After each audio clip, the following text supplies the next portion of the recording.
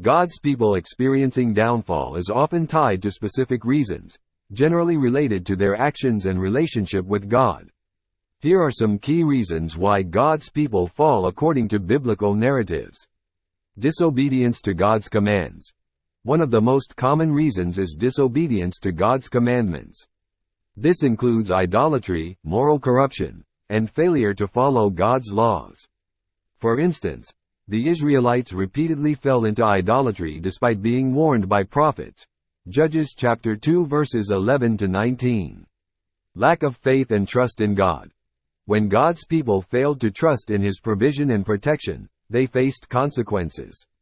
The story of the Israelites wandering in the desert for 40 years is a prime example. Numbers chapter 14 verses 26 to 35. Pride and arrogance. Pride often precedes a fall in the biblical context. King Saul's downfall is attributed to his pride and disobedience. 1 Samuel chapter 15 verses 22 to 23. Similarly, King Nebuchadnezzar's fall in Daniel 4 is a lesson in the dangers of pride. Injustice and social iniquity.